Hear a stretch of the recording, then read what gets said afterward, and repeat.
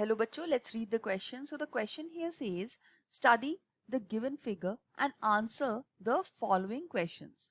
तो यहाँ पे हम देखते हैं, यहाँ पे लिखा गया है name A and B DNA. तो इस क्वेश्चन का जो की कॉन्सेप्ट है वो है रिकॉम्बिनेंट डीएनए. सो यहाँ पे दिखाया गया है कि किस तरह रिकॉम्बिनेंट डीएनए जो है वो बन रहा है. रिकॉम्बिनेंट डीएनए की जब हम बात करें तो रिकॉम्बिनेंट डीएनए एक ऐसा डीएनए जिसके अंदर एक होता है वेक्टर डीएनए जो कि हेल्प करता है ट्रांसफर करने के लिए डीएनए को एक ऑर्गेनिज्म से दूसरे ऑर्गेनिज्म में. सो दैट मीन्स वो वेक्टर की तरह एक्ट कर रहा है.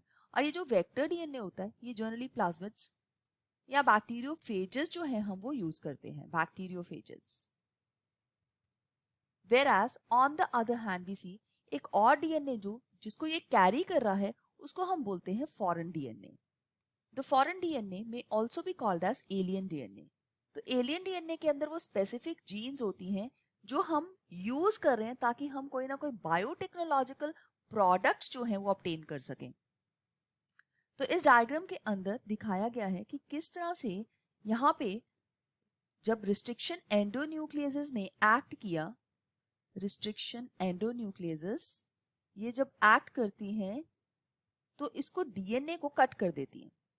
तो यहां पे हमारे पास जो ए है ये है वेक्टर डीएनए और इस वेक्टर डीएनए को कट कर चुकी है ये रिस्ट्रिक्शन एंजाइम जिसकी वजह से यहां पे जो है स्टिकी एंड्स क्रिएट हो चुके हैं.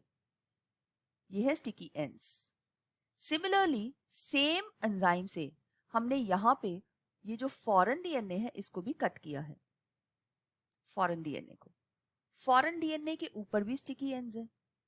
अब स्टिकी एंड्स जो हैं दोनों के ऊपर हैं जिसकी वजह से ये डीएनए लाइगेज की हेल्प से ज्वाइन करके एक फॉरेन जो रिकॉम्बिनेंट डीएनए है वो बना लेगा. राइट.